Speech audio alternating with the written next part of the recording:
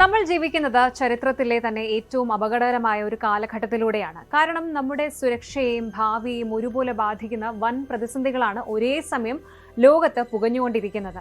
ഗുജറാത്തിലെ തന്ത്രപ്രധാനമായ സർക്രീക്ക് അതിർത്തി പിടിച്ചെടുക്കാൻ ചൈനയുടെയും തുർക്കിയുടെയും സഹായത്തോടെ പാകിസ്ഥാൻ നടത്തുന്ന രഹസ്യ സൈനിക നീക്കങ്ങൾ ഒരു വശത്ത്, ലോകത്തിന്റെ വ്യാപാര ശൃംഖലയെ തകർത്തെറിഞ്ഞ് ദുബൈയിലെ പ്രശസ്തമായ ജബൽ അലി പോർട്ടിന് നേരെ ഉയരുന്ന കടുത്ത ആക്രമണ ഭീഷണികൾ മറുവശത്ത്. ഇതിനിടയിൽ ഡൊണാൾഡ് ട്രംപിന്റെ പുതിയ H-1B വിസ നയങ്ങളും ഭീമമായ ഫീസ് വർധനവും കാരണം അമേരിക്കൻ സ്വപ്നങ്ങൾ വഴിമുട്ടി നിൽക്കുന്ന ലക്ഷക്കണക്കിന് ഇന്ത്യൻ IT ജീവനക്കാരുടെ ആശങ്കകൾ വേറെ. ഇതിനെല്ലാം മീതെ 50-ലധികം രാജ്യങ്ങളെയും 3 വൻകരകളെയും വിഴുങ്ങി മൂന്നാം ലോക മഹായുദ്ധം നമ്മൾ അറിയാതെ ഇതിനോടകം ആരംഭിച്ചു കഴിഞ്ഞു എന്ന ഞെട്ടിക്കുന്ന ചോദ്യവും. കേവലം വിദേശ വാർത്തകൾ എന്നതിനപ്പുറം നമ്മുടെ പോക്കറ്റിനെയും നാളെയും നേരിട്ട് ബാധിക്കുന്ന ഈ വിഷയങ്ങളുടെ യഥാർത്ഥ വസ്തുതകൾ പരിശോധിക്കാം. വെൽക്കം ടു ലോക. ഇന്ത്യ പാകിസ്ഥാൻ അതിർത്തി എന്ന് പറയുമ്പോൾ ആദ്യം എല്ലാവരും ഓർക്കുന്നത് ജമ്മു കാശ്മീരും പഞ്ചാബും ഒക്കെയാണ്. എന്നാൽ സൈനിക വൃത്തങ്ങളെയും പ്രതിരോധ വിദഗ്ധരെയും ഒരുപോലെ ആശങ്കയിലാക്കുന്ന അതിലും വലിയൊരു സൈനിക നീക്കം മറ്റൊരു അതിർത്തിയിൽ നടക്കുന്നുണ്ട്. അതെ, ഗുജറാത്ത് അതിർത്തിയോട് ചേർന്നുള്ള സർക്രീക്ക് മേഖല. ചെളിയും വെള്ളവും മാത്രം നിറഞ്ഞ ഒരു ചെറിയ പ്രദേശം പോലെ തോന്നുന്ന ഈ ഒരു സ്ഥലം ഇന്ന് ഇന്ത്യയുടെ മാരിടൈം സെക്യൂരിറ്റിയുടെ ഹൃദയഭാഗമായി മാറുകയാണ്. ഇപ്പോൾ പുറത്തുവരുന്ന റിപ്പോർട്ടുകൾ പറയുന്നത് ഇവിടെ പാകിസ്ഥാൻ തങ്ങളുടെ സൈനിക സാന്നിധ്യം ഇരട്ടിയാക്കുകയാണ്. ചൈനയുടെയും തുർക്കിയുടെയും സഹായത്തോടെ പാകിസ്ഥാൻ സർക്രീക്ക് മേഖലയിൽ പുതിയ ഡ്രോണുകളും ഹോവർക്രാഫ്റ്റുകളും വിന്യസിക്കുകയാണ് എന്നാണ്. അത്യാധുനിക ഡ്രോണുകൾ, റേഡാറുകൾ വെട്ടിച്ചു കടക്കാൻ കഴിവുള്ള ഹോവർക്രാഫ്റ്റുകൾ, പുതിയ കമാൻഡോ ബേസുകൾ, അങ്ങനെ ഒരു വൻ തയ്യാറെടുപ്പിലാണ് പാകിസ്ഥാൻ. എന്താണ് സർക്രീക്കിൽ സംഭവിക്കുന്നത്? എന്തുകൊണ്ടാണ് ഈ ചെറിയ ചതുപ്പ് പ്രദേശം ഇന്ത്യക്ക് ഇത്രയധികം തന്ത്രപ്രധാനമാകുന്നത്? വരും ദിവസങ്ങളിൽ ഇന്ത്യക്ക് മുന്നിലുള്ള വെല്ലുവിളികൾ എന്തൊക്കെയാണ് നോക്കാം. പാകിസ്ഥാൻ നാവികസേനയും അതിർത്തി സുരക്ഷാ സേനയും ചേർന്ന് സർക്രീക്ക് മേഖലയിൽ വലിയ രീതിയിലുള്ള ഡ്രോൺ പാട്രോളിംഗും ഹോവർക്രാഫ്റ്റ് നിരീക്ഷണവും ശക്തമാക്കിയിരിക്കുകയാണ്. ഇതിൽ ഏറ്റവും ശ്രദ്ധേയമായ കാര്യം ഈ സൈനിക സജ്ജീകരണങ്ങൾക്ക് പിന്നിൽ പ്രവർത്തിക്കുന്ന ആഗോള സഖ്യമാണ്. പാകിസ്ഥാൻ ഇവിടെ വിന്യസിച്ചിരിക്കുന്നത് തുർക്കി നിർമ്മിത തന്ത്രപ്രധാനമായ ആംഡ് അല്ലെങ്കിൽ സർവൈലൻസ് ഡ്രോണുകളും ചൈനയുടെ ടെക്നോളജി ആ സഹായത്തോടെ വികസിപ്പിച്ചെടുത്ത അത്യാധുനിക സർവൈലൻസ് സിസ്റ്റംസുമാണ്. ചതുപ്പ് നിലങ്ങളിലൂടെയും വെള്ളത്തിലൂടെയും ഒരുപോലെ അതിവേഗം സഞ്ചരിക്കുവാൻ കഴിയുന്ന മീഡിയം ക്ലാസ് ഹോവർക്രാഫ്റ്റുകളും അവരിവിടെ കൂടുതലായിട്ട് എത്തിച്ചിട്ടുണ്ട്. ഇത് മാത്രമല്ല, ഈ ഒരു പ്രദേശത്ത് തങ്ങളുടെ കമാൻഡോ വിഭാഗമായ സ്പെഷ്യൽ സർവീസ് ഗ്രൂപ്പ് SSG പോസ്റ്റുകൾ വിപുലീകരിക്കാനും പാകിസ്ഥാൻ നീക്കം നടത്തുകയാണ്. അതായത് കേവലം ബോർഡർ പാട്രോളിംഗിനും അപ്പുറം ഒരു ഹൈബ്രിഡ് പോരാട്ടത്തിന് പാകിസ്ഥാൻ അതിർത്തിയിൽ കളമൊരുക്കുകയാണ് എന്ന് വ്യക്തം. ഇനി പലർക്കും സംശയമുണ്ടാകാം, എന്താണ് ഈ സർക്രീക്ക്, ഇന്ത്യയും പാകിസ്ഥാനും തമ്മിൽ ഇതിന്മേൽ എന്താണ് ഇത്രയും വലിയ തർക്കം എന്നൊക്കെ. ഇന്ത്യയിലെ ഗുജറാത്തിലെ കച്ച് മേഖലയ്ക്കും പാകിസ്ഥാനിലെ സിന്ധ് പ്രവിശ്യയ്ക്കും ഇടയിലുള്ള 96 കിലോമീറ്റർ നീളമുള്ള ഒരു നദീമുഖ പ്രദേശമാണ് സർക്രീക്ക് എന്ന് പറയുന്നത്. റൺ ഓഫ് കച്ചിലെ വെള്ളവും ചതുപ്പും നിറഞ്ഞ തന്ത്രപ്രധാനമായ ഒരു ഭാഗമാണത്. പ്രശ്നം ഇവിടെയാണ്, അതായത് ഇവിടെയാണ് ഈ തർക്ക വിഷയം. ഈ ക്രീക്കിന്റെ അതിർത്തി എവിടെയാണ് എന്ന കാര്യത്തിൽ ഇന്ത്യക്കും പാകിസ്ഥാനും ഇന്നുവരെ ഒരുമിച്ച് ഒരു അഭിപ്രായമില്ല. സ്വാതന്ത്ര്യത്തിന് മുൻപ് 1914 ബോംബെ ഗവൺമെന്റും സിന്ധ് ഭരണാധികാരികളും തമ്മിൽ ഉണ്ടാക്കിയ കരാറിലെ വ്യാഖ്യാന വ്യത്യാസമാണ് പ്രശ്നം. പാകിസ്ഥാന്റെ പ്രധാന വാദം എന്ന് പറയുന്നത് ക്രീക്കിന്റെ മുഴുവൻ ഭാഗവും തങ്ങൾക്ക് അവകാശപ്പെട്ടതാണ് എന്നാണ് അവർ പറയുന്നത്. ഇനി ഇന്ത്യയുടെ നിലപാടെന്ന് പറയുന്നത് അന്താരാഷ്ട്ര തത്വമായ തെൽവേഗ് പ്രിൻസിപ്പിൾ, ആ തത്വം അനുസരിച്ച് 2 രാജ്യങ്ങൾക്കിടയിലൂടെ ഒഴുകുന്ന ജലപാതയുടെ മധ്യഭാഗത്തിലൂടെ ആയിരിക്കണം അതിർത്തി തിരിക്കേണ്ടത്. ചെറിയൊരു തർക്കമായി തോന്നാമെങ്കിലും ഇതിന്റെ പിന്നിലെ സാമ്പത്തിക സൈനിക തലങ്ങൾ വളരെ വലുതാണ്. സർക്രീക്ക് ഇന്ത്യയെ സംബന്ധിച്ച് എത്രത്തോളം നിർണായകമാണ് എന്ന് നോക്കാം. ഒന്നാമതായിട്ട് എക്സ്ക്ലൂസീവ് ഇക്കണോമിക് സോൺ EEZ. സർക്രീക്കിലെ അതിർത്തി നിശ്ചയിക്കുന്നതിനെ ആശ്രയിച്ചിട്ടാണ് അതിനോട് ചേർന്നുള്ള വിശാലമായ അറബിക്കടലിലെ കടൽ അതിർത്തി മാരിടൈം ബൗണ്ടറി നിശ്ചയിക്കപ്പെടുന്നത്. ഇവിടെ വൻതോതിലുള്ള എണ്ണ, പ്രകൃതിവാതക നിക്ഷേപങ്ങൾ ഉണ്ട് എന്നാണ് കരുതപ്പെടുന്നത്. അതിർത്തി മാറിയാൽ ഇന്ത്യക്ക് വലിയൊരു സമുദ്രമേഖല നഷ്ടപ്പെടാം. രണ്ടാമത്തേത് സുരക്ഷാ ഭീഷണി, സെക്യൂരിറ്റി സ്ട്രാറ്റജി. ഗുജറാത്ത് മേഖലയിലെ ഇന്ത്യയുടെ വലിയ വ്യവസായ സമുച്ചയങ്ങൾ, വിശേഷിച്ച് ജാംനഗറിലെ പ്രമുഖ റിഫൈനറീസ്, പ്രധാന തുറമുഖങ്ങൾ എന്നിവയൊക്കെ സർക്രീക്കിൽ നിന്നും അധികം അകലെയല്ല. ഇനി മൂന്നാമത്തേത് തീവ്രവാദ നുഴഞ്ഞുകയറ്റം. ചതുപ്പ് നിലമായതുകൊണ്ട് തന്നെ റഡാറുകൾക്ക് ഇവരെ കണ്ടെത്താൻ പ്രയാസമാണ്. പത്താൻകോട്ട്, മുംബൈ ഭീകരാക്രമണങ്ങളുടെ സമയത്തൊക്കെ കടൽ വഴിയുള്ള സുരക്ഷ നമ്മൾ ചർച്ച ചെയ്തതാണ്. ഇവിടെ ലഹരി മരുന്ന് കടത്തും കള്ളക്കടത്തും വ്യാപകമായിട്ട് നടക്കാറുമുണ്ട്. ഇവിടെയാണ് പാകിസ്ഥാൻ ഇന്ത്യയുടെ പ്രതിരോധ സംവിധാനങ്ങളെ നിരീക്ഷിക്കാനും പരീക്ഷിക്കാനും ശ്രമിക്കുന്നത്. റിപ്പോർട്ടുകൾ പ്രകാരം പാകിസ്ഥാൻ ഈ മേഖലയിൽ പുതിയ ഡ്രോൺസ്, ഹോവർക്രാഫ്റ്റ്, സർവേലൻസ് സിസ്റ്റംസ് എന്നിവ വിന്യസിക്കുകയാണ്. ഹോവർക്രാഫ്റ്റിന്റെ പ്രത്യേകത എന്താണ് എന്നറിയാമോ? വെള്ളത്തിലും ചെളിയിലും മണൽപ്പുറത്തും ഒരുപോലെ സഞ്ചരിക്കാൻ കഴിയും. സർക്രീക്കിലെ പോലെയുള്ള ചതുപ്പ് പ്രദേശങ്ങളിൽ സാധാരണ ബോട്ടുകൾക്കും വാഹനങ്ങൾക്കും പോകാൻ കഴിയാത്തിടത്ത് ഹോവർക്രാഫ്റ്റ് വളരെ ഫലപ്രദമാണ്. അടുത്തിടെ നടന്ന പ്രധാന സൈനിക നീക്കങ്ങളും ഇതിനോട് ചേർത്ത് വായിക്കണം. ഈ അടുത്ത കാലത്ത് ഇന്ത്യ പാക് അതിർത്തികളിൽ പാകിസ്ഥാൻ തുർക്കി നിർമ്മിതമായിട്ടുള്ള അസീസ് ഗാർഡ് സോൺഗാർ ഡ്രോണുകളും മറ്റ് കാമക്കാസി ഡ്രോണുകളും ഉപയോഗിച്ച് വലിയ രീതിയിലുള്ള നുഴഞ്ഞുകയറ്റ പരീക്ഷണങ്ങൾ നടത്തിയിരുന്നു. എന്നാൽ ഇന്ത്യൻ പ്രതിരോധ സേന ആന്റി ഡ്രോൺ സിസ്റ്റംസ് ഉപയോഗിച്ച് ഇതിൽ ഭൂരിഭാഗവും വിജയകരമായിട്ട് തകർക്കുകയാണ് ഉണ്ടായത്. റിപ്പോർട്ടുകൾ പ്രകാരം ഈ സിസ്റ്റങ്ങളിൽ ഒന്നിലധികം ചൈനീസ് സാങ്കേതിക വിദ്യയും തുർക്കി നിർമ്മിത ഡ്രോൺ സംവിധാനങ്ങളുമാണ് ഉപയോഗിക്കുന്നത് എന്ന് വിലയിരുത്തപ്പെടുന്നു. എന്നാൽ ഈ സഹകരണത്തിന്റെ മുഴുവൻ സാങ്കേതിക വിവരങ്ങളും ഔദ്യോഗികമായിട്ട് സ്വതന്ത്രമായി സ്ഥിരീകരിച്ചിട്ടില്ല. പക്ഷേ ചൈന തത്സമയ സാറ്റലൈറ്റ് വിവരങ്ങൾ പാകിസ്ഥാന് നൽകുന്നുണ്ട് എന്ന ഗൗരവകരമായ വെളിപ്പെടുത്തലുകളും നമ്മുടെ പ്രതിരോധ വൃത്തങ്ങൾ നടത്തിയിട്ടുണ്ട്.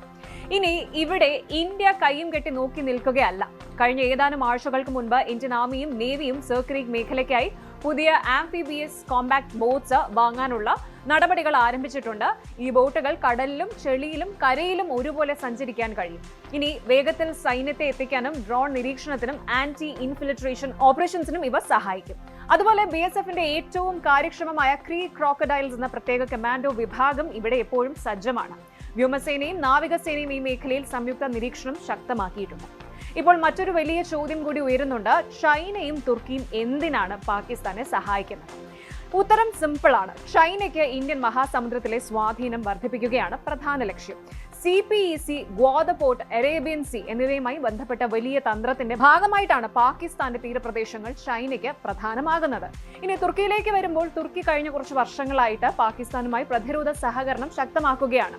ഡ്രോൺ ടെക്നോളജി, നാവിക സഹകരണം, പ്രതിരോധ ഉൽപ്പന്നങ്ങൾ തുടങ്ങിയ മേഖലകളിൽ ഇരു രാജ്യങ്ങളും അടുത്ത ബന്ധം പുലർത്തുന്നുണ്ട്.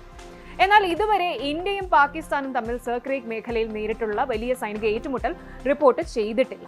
നിലവിലെ സാഹചര്യം പ്രധാനമായും മിലിറ്ററി പ്രിപ്പയർഡ്നെസ്, സർവേലൻസ് വർധനവ്, അതുപോലെ പരസ്പര നിരീക്ഷണം എന്നിവയിലേക്കാണ് മാറിയിരിക്കുന്നത്. അതിനാൽ യുദ്ധം ഉടൻ നടക്കുമെന്ന ഒരു തരത്തിലുള്ള നിഗമനങ്ങൾക്ക് ഇപ്പോൾ അടിസ്ഥാനമില്ല. ഒരിക്കൽ മത്സ്യത്തൊഴിലാളികളുടെ പ്രശ്നമായി മാത്രം കണക്കാക്കിയിരുന്ന സർക്രീക്ക് ഇന്ന് ഇന്ത്യ, പാകിസ്ഥാൻ, ചൈന എന്ന ത്രികോണത്തിലെ ഏറ്റവും നിർണായകമായ മാരിടൈം ഫ്ലാഷ് പോയിന്റ് ആയിട്ട് മാറുകയാണ്. ഡ്രോണുകൾ, ഹോവർക്രാഫ്റ്റുകൾ, ആർട്ടിഫിഷ്യൽ ഇന്റലിജൻസ് അടിസ്ഥാനമാക്കിയ നിരീക്ഷണം, പുതിയ ആംഫിബിയസ് പ്ലാറ്റ്ഫോംസ്, ഭാവിയിലെ അതിർത്തി സംഘർഷങ്ങൾ ഇനി കരയിൽ മാത്രമല്ല വെള്ളത്തിലും ചതുപ്പു നിലത്തിലും ആകാശത്തും ഒരുപോലെ നടക്കുമെന്ന സൂചനകളാണ് ഇപ്പോൾ കാണുന്നത്. അതിനാൽ സർക്രീക്ക് എന്ന പേര് ഇനി മാപ്പിലെ ഒരു ചെറിയ ക്രീക്ക് മാത്രമല്ല, ഇന്ത്യയുടെ പടിഞ്ഞാറൻ സമുദ്ര സുരക്ഷയുടെ ഏറ്റവും സെൻസിറ്റീവ് ഫ്രണ്ട് ലൈൻ എന്ന നിലയിലേക്കാണ് അതിന്റെ പ്രാധാന്യം ഉയരുന്നത്. ദുബായ് എന്ന് കേൾക്കുമ്പോൾ നമ്മൾ ആദ്യം ഓർക്കുന്നത് Burj Khalifa, luxury, tourism, shopping. പക്ഷേ ദുബായിയുടെ യഥാർത്ഥ ശക്തി അതൊന്നുമല്ല. ലോക വ്യാപാരത്തെ ചലിപ്പിക്കുന്ന ഒരു തുറമുഖമാണ് ജബൽ അലി പോർട്ട്. ഇപ്പോൾ ഈ പോർട്ടിന്റെ സമീപത്തുണ്ടായ ശക്തമായ സ്ഫോടനങ്ങളും തീപിടുത്തവും ലോകത്തിന്റെ ശ്രദ്ധ മുഴുവൻ ഈ ഒരു തുറമുഖത്തിലേക്ക് തിരിച്ചിട്ടുണ്ട്. മിഡിൽ ഈസ്റ്റിലെ ഏറ്റവും വലിയ കണ്ടെയ്നർ പോർട്ട്, ലോകത്തിന്റെ വിതരണ ശൃംഖലയെ നിയന്ത്രിക്കുന്ന വലിയൊരു ലോജിസ്റ്റിക്സ് ഹബ്, അതാണ് ജബൽ അലി. ഏറ്റവും പുതിയ റിപ്പോർട്ടുകൾ പ്രകാരം ജബൽ അലി വ്യാവസായിക മേഖലയ്ക്ക് സമീപം നിരവധി സ്ഫോടനങ്ങളും അതുപോലെ വലിയ തീപിടുത്തം ഉണ്ടായതായി റിപ്പോർട്ട് ചെയ്യപ്പെട്ടിട്ടുണ്ട്. സംഭവത്തിന്റെ കൃത്യമായ കാരണം ഔദ്യോഗികമായി സ്ഥിരീകരിച്ചിട്ടില്ല എങ്കിലും പശ്ചാത്തലത്തിൽ തുടരുന്ന പ്രാദേശിക സംഘർഷം കാരണം സുരക്ഷാ ആശങ്കകൾ ശക്തമായിരിക്കുകയാണ്. അതെ, വെസ്റ്റ് ഏഷ്യൻ മേഖലയിലെ സംഘർഷങ്ങൾ ഇപ്പോൾ രണ്ട് രാജ്യങ്ങൾ തമ്മിലുള്ള യുദ്ധമായി മാത്രമല്ല നിലനിൽക്കുന്നത്. ലോക സമ്പദ് വ്യവസ്ഥയുടെ ജീവനാഡിയായ ആഗോള കപ്പൽ പാതകളെയും വലിയ തുറമുഖങ്ങളെയും ബാധിക്കുന്ന രീതിയിലേക്ക് കാര്യങ്ങൾ കൈവിട്ടു പോവുകയാണ്. ഒരു പോർട്ടിനെ കുറിച്ച് ഇത്ര വലിയ വാർത്ത എന്തുകൊണ്ട്? ലോകത്തിലെ ഏറ്റവും പ്രധാനപ്പെട്ട തുറമുഖങ്ങളിൽ ഒന്നായ ജബൽ അലിക്ക് എന്താണ് പ്രത്യേകത? ഇന്ത്യക്ക് ഇതുമായി എന്താണ് ബന്ധം? പരിശോധിക്കാം. ജബൽ അലി പോർട്ട് സ്ഥിതി ചെയ്യുന്നത് ദുബായിയുടെ തെക്ക് പടിഞ്ഞാറ് പേർഷ്യൻ ഗൾഫ് തീരത്താണ്. ഇത് വെറും UAEയുടെ ഒരു പോർട്ടല്ല, മിഡിൽ ഈസ്റ്റിലെ ഏറ്റവും വലിയ കണ്ടെയ്നർ പോർട്ടാണ്. ലോകത്തിലെ ഏറ്റവും തിരക്കേറിയ കണ്ടെയ്നർ പോർട്ട്സിൽ ഒന്നാണ്. ഈ തുറമുഖം നടത്തുന്നത് DP World എന്ന UAE കമ്പനിയാണ്. പ്രതിവർഷം കോടിക്കണക്കിന് കണ്ടെയ്നറുകൾ ഇവിടെ എത്തുകയും ലോകത്തിന്റെ എല്ലാ ഭാഗങ്ങളിലേക്കും പോവുകയും ചെയ്യുന്നു. ഈ പോർട്ട് ഇത്ര പ്രധാനമാകാൻ കാരണം യൂറോപ്പ്, ഏഷ്യ, ആഫ്രിക്ക ഈ 3 കോണ്ടിനെന്റ്സിനിടയിലെ പ്രധാന ഷിപ്പിംഗ് ഹബ്ബാണ് ജബൽ അലി.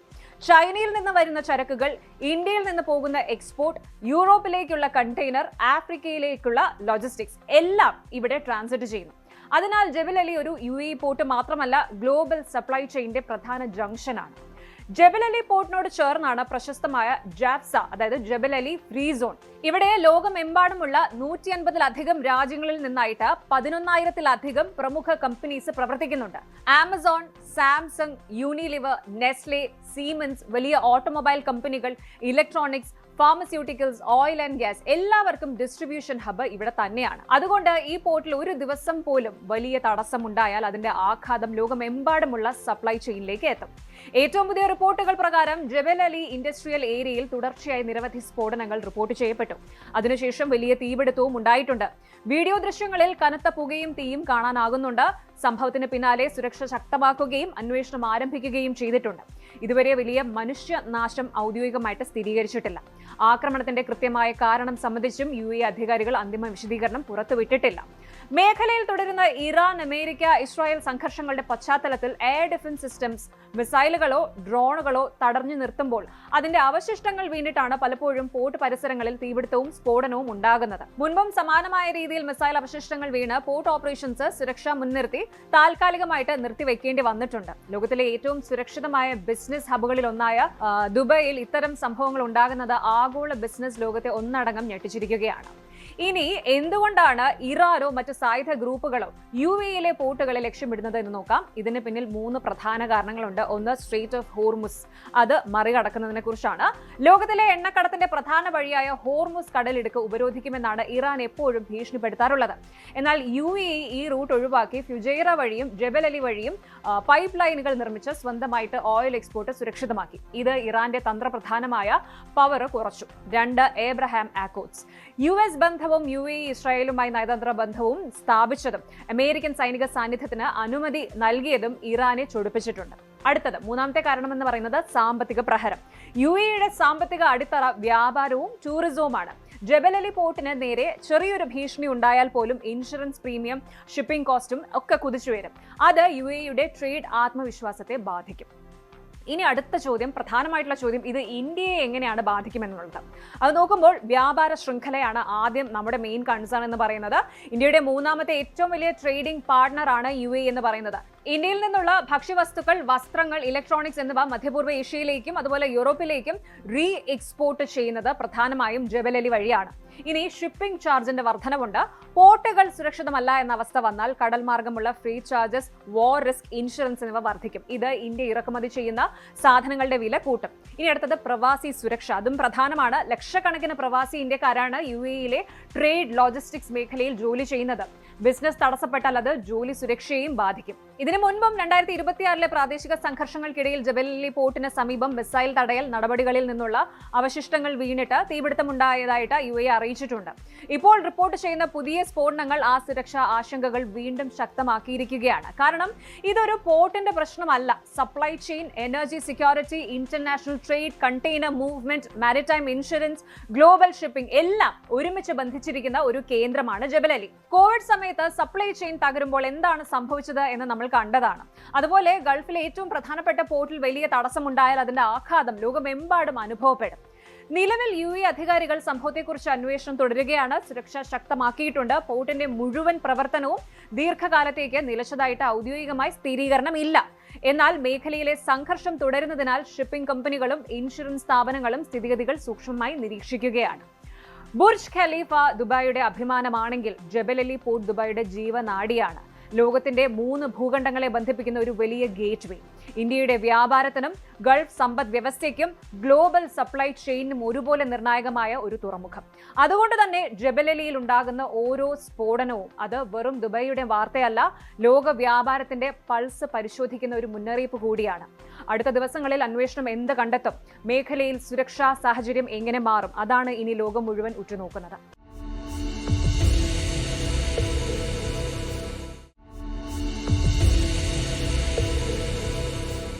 അമേരിക്കയിൽ ജോലി ചെയ്യണമെന്നത് ഒരുപാട് പേരുടെ, ലക്ഷക്കണക്കിന് ഇന്ത്യൻ യുവാക്കളുടെ സ്വപ്നമാണ്. ആ സ്വപ്നത്തിലേക്കുള്ള ഏറ്റവും വലിയ വഴി H-1B വിസ. പക്ഷേ ഇപ്പോൾ അമേരിക്കയിൽ നിന്ന് വരുന്ന പുതിയ വാർത്ത ഇന്ത്യൻ ടെക് പ്രൊഫഷണൽസിനെ നേരിട്ട് ബാധിക്കാവുന്ന ഒന്നാണ്. US president Donald Trump H-1B visa നിയമാവലികൾ വരുത്തിയ വൻ മാറ്റം. ഒരു പുതിയ H-1B വിസ പെറ്റീഷന് നൽകേണ്ട ഫീസ് എത്രയാണെന്നോ ഒറ്റയടിക്ക് $1,00,000 ആക്കി ഉയർത്തി. അതായത് ഇന്ത്യൻ രൂപയിൽ കണക്കാക്കിയാൽ ഏകദേശം 85 ലക്ഷത്തിലധികം രൂപ വരും. നേരത്തെ ഇത് വെറും $2,000 മുതൽ $5,000 വരെ ആയിരുന്ന ഈ ഒരു സ്ഥാനത്താണ് ഈ ഭീമമായ വർധനവ് വരുത്തിയത്. ഈ വാർത്ത വന്ന നിമിഷം മുതൽ ഭീതിയിലായ ഇന്ത്യൻ ടെക്കികൾ എയർപോർട്ടുകളിൽ യാത്ര റദ്ദാക്കുന്ന കാഴ്ച വരെ നമ്മൾ കണ്ടു. എന്താണ് ഈ പുതിയ നയത്തിന്റെ പൂർണ്ണരൂപം? വൈറ്റ് ഹൗസ് നൽകിയ പുതിയ ക്ലാരിഫിക്കേഷൻസ് എന്തൊക്കെയാണ്? ഇത് നിങ്ങളെയും നിങ്ങളുടെ കുടുംബത്തെയും എങ്ങനെ ബാധിക്കും? വിശദമായിട്ട് നോക്കാം. H-1B വിസ എന്നത് അമേരിക്കയിലെ കമ്പനികൾക്ക് വിദേശ സ്കിൽഡ് പ്രൊഫഷണൽസിനെ നിയമിക്കാൻ അനുവദിക്കുന്ന വർക്ക് വിസയാണ്. സോഫ്റ്റ്വെയർ എഞ്ചിനീയേഴ്സ്, AI സ്പെഷ്യലിസ്റ്റുകൾ, data scientist, cyber security experts, chip designers, doctors, researchers ഇങ്ങനെ പ്രത്യേക കഴിവുള്ളവരെയാണ് ഈ വിസ വഴി അമേരിക്കൻ കമ്പനികൾ നിയമിക്കുന്നത്. ഈ വിസ ഏറ്റവും കൂടുതൽ ഉപയോഗിക്കുന്നത് ഇന്ത്യൻ പ്രൊഫഷണൽസ് തന്നെയാണ്. ഓരോ വർഷവും അനുവദിക്കുന്ന H-1B വിസകളിൽ ഭൂരിഭാഗവും ഇന്ത്യക്കാർക്കാണ് ലഭിക്കുന്നത്. ഇന്ത്യൻ IT മേഖലയാണ് ഇതിന്റെ വലിയ ഗുണഭോക്താക്കളിൽ ഒന്ന്. ഇനി എന്താണ് സംഭവിച്ചതെന്ന് നോക്കാം. Registration on entry of certain non immigrant workers എന്ന പേരിൽ ഒരു പ്രൊക്ലമേഷനിലാണ് പ്രസിഡന്റ് ട്രംപ് ഒപ്പുവെച്ചത്. തുടക്കത്തിൽ US commerce secretary Howard Lutnick പ്രഖ്യാപിച്ചത് വിസ അപേക്ഷിക്കുന്നവർക്കും പുതുക്കുന്നവർക്കും ഈ $1,00,000 ഫീസ് ബാധകമായിരിക്കും എന്നാണ്. ഇത് കേട്ടതോടെ അമേരിക്കയിലുള്ളവരും നാട്ടിലേക്ക് അവധിക്ക് വരാൻ ഒരുങ്ങിയവരുമായ ആയിരക്കണക്കിന് ഇന്ത്യൻ ജീവനക്കാർ വൻ പരിഭ്രാന്തിയിലായി. വിസ സ്റ്റാമ്പിങ്ങിനായിട്ട് ഇന്ത്യയിലെത്തിയ പ്രൊഫഷണലുകൾക്ക് അമേരിക്കയിലേക്ക് മടങ്ങാൻ സാധിക്കില്ല എന്ന ഭയത്താൽ ഫ്ലൈറ്റ് ടിക്കറ്റുകൾ ക്യാൻസൽ ചെയ്തു. വൻകിട കമ്പനികളായ മൈക്രോസോഫ്റ്റും ആമസോണും തങ്ങളുടെ H-1B ജീവനക്കാരോട് യാത്രകൾ ഒഴിവാക്കാൻ അടിയന്തര മുന്നറിയിപ്പും നൽകി. എന്നാൽ ആഗോളതലത്തിൽ ടെക് കമ്പനികളുടെ പ്രതിഷേധവും ആശയക്കുഴപ്പവും ഉയർന്നതോടെ വൈറ്റ് ഹൗസ് പ്രസ് സെക്രട്ടറി പത്രസമ്മേളനം വിളിച്ച് നിർണായകമായ ചില വ്യക്തതകൾ നൽകി. പ്രധാനപ്പെട്ട 3 കാര്യങ്ങൾ നമ്മൾ അറിഞ്ഞിരിക്കേണ്ടതാണ്. ഒന്നാമത്തേത് ന്യൂ ആപ്ലിക്കൻസ് ഓൺലി എന്നുള്ളതാണ്. അതായത് ഈ $1,00,000 പുതിയ ഫീസ് എന്ന് പറയുന്നത് പുതിയ H-1B പെറ്റിഷനുകൾക്ക് മാത്രമേ ബാധകമാകൂ. രണ്ടാമത് not for existing visa holders, അതായത് നിലവിൽ H-1B വിസ ഉള്ളവർക്കോ വിസ പുതുക്കുന്നവർക്കോ നിലവിലുള്ള കമ്പനി മാറുമ്പോഴോ ഈ ഒരു $1,00,000 ഫീസ് നൽകേണ്ടതില്ല. അടുത്തത് വൺ ടൈം ഫീ എന്നുള്ളതാണ്. ഇത് പ്രതിവർഷം അടയ്ക്കേണ്ട തുകയല്ല, പെറ്റിഷൻ സമർപ്പിക്കുമ്പോൾ നൽകേണ്ട ഒറ്റത്തവണ ഫീസ് മാത്രമാണ്. ഇതിനു പുറമെ കുറഞ്ഞ ശമ്പളത്തിൽ വിദേശത്ത് നിന്ന് ആളുകളെ കൊണ്ടുവരുന്നത് തടയാൻ വേജ് റൂളുകൾ പരിഷ്കരിക്കാനും ഉയർന്ന ശമ്പളവും മികച്ച യോഗ്യത ഉള്ളവർക്ക് ലോട്ടറി സിസ്റ്റത്തിൽ മുൻഗണന നൽകാനും അമേരിക്കൻ ഹോംലാൻഡ് സെക്യൂരിറ്റി തീരുമാനിച്ചിട്ടുണ്ട്. അമേരിക്ക നൽകുന്ന ആകെ H-1B വിസകളിൽ 70% സ്വന്തമാക്കുന്നത് ഇന്ത്യൻ പ്രൊഫഷണലുകളാണ്. അതുകൊണ്ട് തന്നെ ഈ ഒരു നയം ആഗോളതലത്തിൽ ഏറ്റവും കൂടുതൽ പ്രഹരം ഏൽപ്പിക്കുന്നത് ഇന്ത്യയാണ്. ഇന്ത്യൻ IT കമ്പനികൾക്ക് വൻ തിരിച്ചടി ഉണ്ടാകും. TCS, ഇൻഫോസിസ്, വിപ്രോ തുടങ്ങിയ ഇന്ത്യൻ IT ഭീമന്മാർ കുറഞ്ഞ ചിലവിൽ അമേരിക്കൻ ക്ലയന്റുകളുടെ പ്രൊജക്ടുകളിലേക്ക് ജീവനക്കാരെ അയക്കുന്ന ശൈലി ഇനി എളുപ്പമാകില്ല. ഒരു പുതിയ ജീവനക്കാരന് വേണ്ടി മാത്രം $1,00,000 ഫീസ് നൽകുന്നത് കമ്പനികളുടെ പ്രോഫിറ്റ് മാർജിനെ സാരമായിട്ട് ബാധിക്കും. അമേരിക്കൻ കമ്പനികളുടെ തന്ത്രം മാറും. അതായത് അമേരിക്കൻ ബിഗ് ടെക് കമ്പനികൾ ഇനി മുതൽ എൻട്രി ലെവലിലേക്കുള്ള ജോലികൾക്ക് വിദേശികളെ കൊണ്ടുവരുന്നതിന് പകരം ഉയർന്ന വൈദഗ്ധ്യമുള്ള കൂടുതൽ ശമ്പളം വാങ്ങുന്ന സീനിയർ റോളുകൾക്ക് മാത്രമേ H-1B സ്പോൺസർ ചെയ്യൂ. ഇനി ചെറുകിട കമ്പനികൾക്ക് പൂട്ടുവീഴും. സ്റ്റാർട്ടപ്പുകൾക്കും ചെറുകിട സ്ഥാപനങ്ങൾക്കും പുതിയ ജീവനക്കാർക്കായി ഇത്തരം ഭീമമായ തുക സ്പോൺസർ ചെയ്യാനാകില്ല. എന്നാൽ ഇത് ഇന്ത്യക്ക് ഒരു വലിയ അവസരം കൂടിയാണ് എന്ന് വിദഗ്ധർ ചൂണ്ടിക്കാണിക്കുന്നുണ്ട്. ഒന്ന്, റിവേഴ്സ് ബ്രെയിൻ ഡ്രെയിൻ. അതായത് മിടുക്കരായ ഇന്ത്യൻ എഞ്ചിനീയേഴ്സ് അമേരിക്കയിലേക്ക് പോകുന്നതിന് പകരം ഇന്ത്യയിൽ തന്നെ നിന്ന് ജോലി ചെയ്യാനും സ്വന്തം സ്റ്റാർട്ടപ്സ് ആരംഭിക്കാനും ഇത് വഴി തുറക്കും. 2, ഗ്ലോബൽ കേപ്പബിലിറ്റി സെന്ററുകൾ. അമേരിക്കയിലേക്ക് ആളുകളെ കൊണ്ടുപോകുന്നത് ചെലവേറിയതാകുമ്പോൾ ഫോർച്യൂൺ 500 കമ്പനികൾ ബംഗളൂരു, ഹൈദരാബാദ്, കൊച്ചി എന്നിവിടങ്ങളിൽ തങ്ങളുടെ ഗ്ലോബൽ സെന്ററുകൾ നിർമ്മിച്ച് നേരിട്ട് ജോലി നൽകാൻ നിർബന്ധിതരാകും. 3, മറ്റ് രാജ്യങ്ങളിലേക്ക് ചേക്കേറൽ. കാനഡ, ഓസ്ട്രേലിയ, ജർമ്മനി തുടങ്ങിയ രാജ്യങ്ങൾ ഇന്ത്യൻ പ്രതിഭകളെ സ്വാഗതം ചെയ്യാൻ കൂടുതൽ അനുകൂല വിസ പോളിസികളുമായിട്ട് മുന്നോട്ട് വരുന്നുണ്ട്. ഒരു H-1B വിസ എന്നത് ഒരു ജോലി അനുമതി മാത്രമല്ല, ലക്ഷക്കണക്കിന് ഇന്ത്യൻ കുടുംബങ്ങളുടെ അമേരിക്കൻ സ്വപ്നത്തിലേക്കുള്ള കവാടമാണ്. അതുകൊണ്ട് തന്നെ റിന്യൂവൽ ഫീ പോലുള്ള ഒരു ചെറിയ പോളിസി മാറ്റം പോലും IT കമ്പനികളുടെ ബിസിനസ് തീരുമാനങ്ങളിൽ നിന്ന് തുടങ്ങി ഹയറിംഗ്, ഓൺ-സൈറ്റ് അവസരങ്ങൾ, കരിയർ പ്ലാനിംഗ് വരെ സ്വാധീനിക്കാൻ സാധ്യതയുണ്ട്. എന്നാൽ ഇപ്പോൾ ഓർക്കേണ്ട ഏറ്റവും പ്രധാനപ്പെട്ട കാര്യം, ഇത് ഇനിയും അന്തിമ നിയമമായിട്ടില്ല. അടുത്ത ദിവസങ്ങളിൽ DHSന്റെ അന്തിമ തീരുമാനം എന്താകും? കമ്പനികൾ എങ്ങനെ പ്രതികരിക്കും? ഇന്ത്യൻ ടെക് പ്രൊഫഷണൽസിന്റെ ഭാവി അത് എത്രത്തോളം ബാധിക്കും, അതിലേക്കാണ് ഇനി ലോക IT മേഖലയുടെയും ലക്ഷക്കണക്കിന് ഇന്ത്യക്കാരുടെയും കണ്ണുകൾ തിരിഞ്ഞിരിക്കുന്നത്. ചുരുക്കത്തിൽ പറഞ്ഞാൽ അമേരിക്കക്കാരുടെ ജോലി അമേരിക്കക്കാർക്ക് എന്ന ട്രംപിന്റെ സംരക്ഷണവാദത്തിന്റെ ഭാഗമായിട്ടാണ് ഈ ഒരു നടപടി എന്ന് പറയാം. അമേരിക്കയിലുള്ളവർക്ക് തൽക്കാലം ആശ്വാസമുണ്ടെങ്കിലും ഭാവിയിൽ US പ്രൊജക്ടുകളിലേക്ക് പുതിയതായിട്ട് കടന്നു വരാൻ ആഗ്രഹിക്കുന്ന ഇന്ത്യൻ യുവതലമുറയ്ക്ക് ഇതൊരു വലിയ വെല്ലുവിളി തന്നെയാണ്. നമ്മൾ പലപ്പോഴും വാർത്തകളിൽ കേൾക്കാറുള്ള ഒരു ചോദ്യമുണ്ട്, മൂന്നാം ലോക മഹായുദ്ധം ഉടൻ ആരംഭിക്കുമോ എന്ന്. പക്ഷെ ചില റിപ്പോർട്ടുകൾ അനുസരിച്ച് സൈനിക വിശകലന വിദഗ്ധർ ചോദിക്കുന്നത് മറ്റൊരു ചോദ്യമാണ്, മൂന്നാം ലോക മഹായുദ്ധം World War III നമ്മൾ അറിയാതെ ഇതിനോടകം ആരംഭിച്ചോ എന്ന്. കേവലം 2 രാജ്യങ്ങൾ തമ്മിലുള്ള അതിർത്തി തർക്കങ്ങളല്ല ഇന്ന് ലോകത്ത് നടക്കുന്നത്. 50-ലധികം രാജ്യങ്ങൾ 3 വൻ കരകളിലായിട്ട് പരോക്ഷമായോ നേരിട്ടോ ഇന്ന് യുദ്ധത്തിൽ പങ്കാളികളാണ്.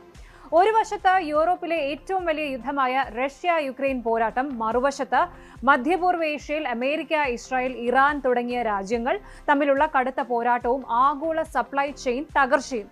ഇത് കേവലം വിദേശത്തുള്ള ഏതോ 2 കൂട്ടരുടെ പോരല്ല, നാളെ നമ്മുടെ അടുക്കളയിലെ നിത്യോപയോഗ സാധനങ്ങളുടെ വിലയെ വരെ സ്വാധീനിക്കാവുന്ന ഒന്നാണ്. എന്താണ് ലോകത്ത് സംഭവിക്കുന്നത് നോക്കാം. ചരിത്രത്തിലേക്ക് തിരിഞ്ഞു നോക്കിയാൽ 1-2 ലോകമഹായുദ്ധങ്ങൾ എന്ന് പറയുന്നത് കേവലം മരണസംഖ്യയുടെ അടിസ്ഥാനത്തിൽ മാത്രം അളന്ന ഒന്നല്ല.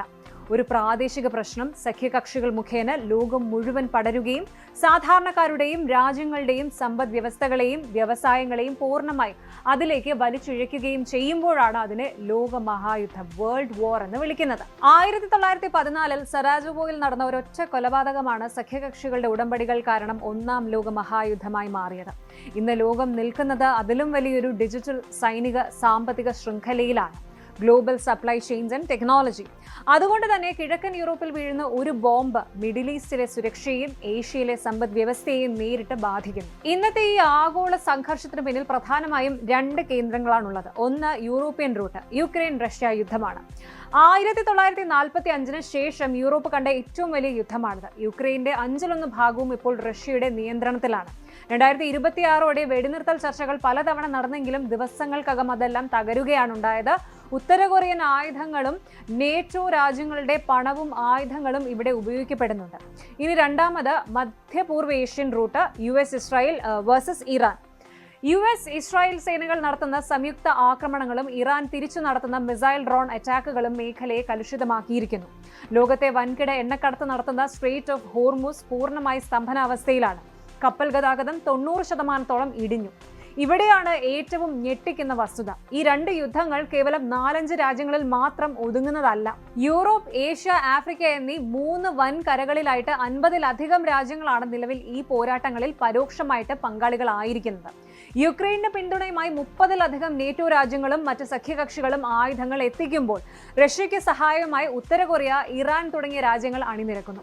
ആഫ്രിക്കയിലെ സബ് സഹാരൻ മേഖലകളിൽ പോലും റഷ്യൻ വാഗ്നർ ഗ്രൂപ്പുകളും പാശ്ചാത്യ രാജ്യങ്ങളുടെയും പ്രോക്സി പോരാട്ടങ്ങൾ നടക്കുന്നുണ്ട്. സാമ്പത്തിക ഉപരോധങ്ങളും വ്യാപാര തടസ്സങ്ങളും കാരണം ഒട്ടും ബന്ധമില്ലാത്ത ലാറ്റിൻ അമേരിക്കൻ, ഏഷ്യൻ രാജ്യങ്ങൾ പോലും പണപ്പെരുപ്പത്തിൽ തകരുകയാണ്. ഇതൊക്കെ ദൂരെ നടക്കുന്ന കാര്യങ്ങളല്ലേ, ഇന്ത്യയെ എങ്ങനെ ബാധിക്കുമെന്ന് ചിന്തിക്കുന്നുണ്ടോ? 1. എണ്ണവില കുതിച്ചുയരും. സ്ട്രെയ്റ്റ് ഓഫ് ഹോർമുസ് വഴിയുള്ള കപ്പൽ ഗതാഗതം തടസ്സപ്പെട്ടാൽ ഇന്ത്യയിലേക്കുള്ള ക്രൂഡ് ഓയിൽ ഇറക്കുമതിയെ അത് ഗുരുതരമായിട്ട് ബാധിക്കും. പെട്രോൾ, ഡീസൽ വില വർദ്ധിച്ചാൽ എല്ലാ സാധനങ്ങൾക്കും വില കൂടും. 2. വ്യാപാര തടസ്സങ്ങൾ. ചരക്കുകൂലിയും ഇൻഷുറൻസ് പ്രീമിയവും ഇരട്ടിയാകുന്നത് ഇന്ത്യയിൽ നിന്നുള്ള കയറ്റുമതിയെ സാരമായിട്ട് ബാധിക്കും. 3. ഡിപ്ലോമാറ്റിക് പ്രഷറുണ്ട്. ഒരു വശത്ത് പാശ്ചാത്യ രാജ്യങ്ങളും മറുവശത്ത് റഷ്യ, ചൈന അച്ചുതണ്ടും ശക്തമാകുമ്പോൾ നിഷ്പക്ഷ നിലപാട് തുടരുന്നത് ഇന്ത്യക്ക് വലിയ നയതന്ത്ര വെല്ലുവിളിയാകും. ചുരുക്കി പറഞ്ഞാൽ 3-ാം ലോക മഹായുദ്ധം എന്ന് പറയുന്നത് പരമ്പരാഗതമായിട്ട് നമ്മൾ സിനിമകളിൽ കാണുന്നത് പോലെ അല്ലെങ്കിൽ പറയുന്നത് പോലെ ഒരൊറ്റ ദിവസം കൊണ്ട് എല്ലാ രാജ്യങ്ങളും തമ്മിൽ അങ്ങോട്ടും ഇങ്ങോട്ടുമൊക്കെ അണുബോംബിടുന്ന ഒന്നായിരിക്കില്ല. പകരം സാമ്പത്തിക തകർച്ചകളിലൂടെയും പ്രോക്സി യുദ്ധങ്ങളിലൂടെയും ആഗോള വിതരണ ശൃംഖലകൾ തകർന്നുകൊണ്ടുമാണ് അത് പുരോഗമിക്കുന്നത്. ലോകം ഇപ്പോൾ സഞ്ചരിക്കുന്നത് വളരെ അപകടം പിടിച്ചൊരു ഘട്ടത്തിലൂടെയാണ്. മറ്റ് ലോക വാർത്തകളും വിശേഷങ്ങളുമായി നാളെ കാണാം. Good night.